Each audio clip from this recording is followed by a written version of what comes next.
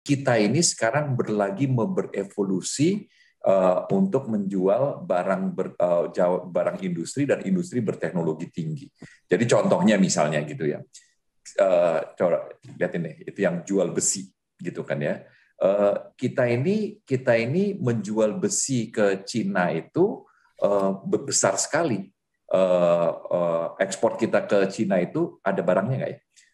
Ekspor kita ke Cina itu 7 miliar dolar besinya. Pada saat yang bersamaan kita juga impor sekitar 7 miliar dolar dari Cina, gitu ya, Bang Domo ya. Jadi ini untuk menunjukkan bahwa ekonomi kita ini sekarang sudah sejajar karena kita udah berevolusi kepada barang industri dan industri berteknologi tinggi. Balik lagi.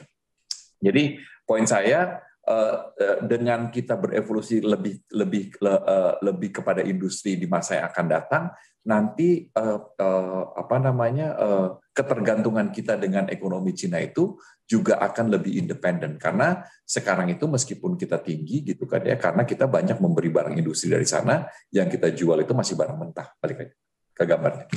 Nah, jadi itu Bang Domo yang saya ingin utarakan, bahwa dengan tingginya investasi, apalagi kalau kita lihat gitu ya, kalau kita melihat dua fungsi itu tadi itu adalah satu besi dan baja, kemudian otomotif dan spare parts itu semua asal muasalnya adalah investasi.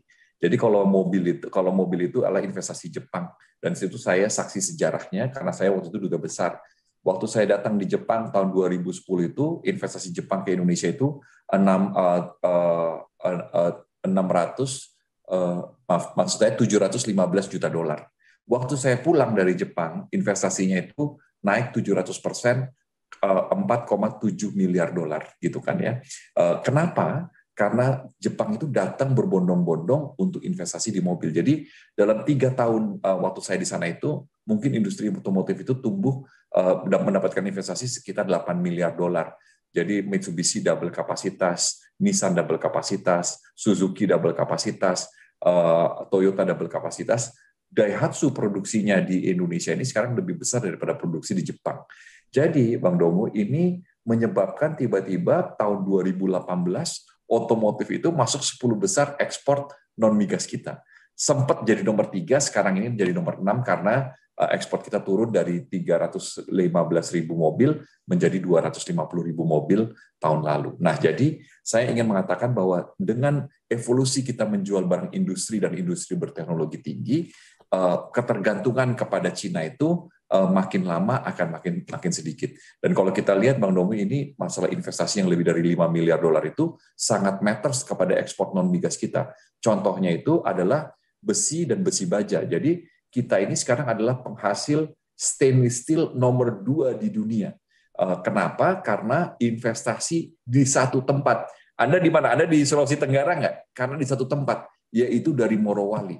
Dan ini menyebabkan industri tumbuh. Nah, ini akan diikuti dengan tempat-tempat industri dengan investasi yang syarat dengan modal, yaitu di Weda Bay, di Halmahera, di Ternate, maksud saya di Maluku Utara. Kita akan mendapatkan investasi besar sekali di Bintan untuk alumina dan aluminium smelter, gitu kan ya. Dan ini ada kira-kira 5 apa 6 pusat-pusat industri investasi lebih dari 5 miliar dolar. Ini menyebabkan nanti Indonesia akan berevolusi menjadi negara penjual barang industri dan industri berteknologi tinggi. Masalahnya akan banyak, Bang Domo. Ini kita nih sekarang udah dikerjain di mana-mana. Di Filipina dikasih anti-dumping lah, kasih safeguard lah. Di Vietnam dikerjain juga, gitu kan ya. Di Eropa kita pergi ke mana, ke settlement body, ke lembaga sengketa WTO. Karena kenapa? Sederhana aja. Indonesia barangnya sekarang menjadi sangat kompetitif.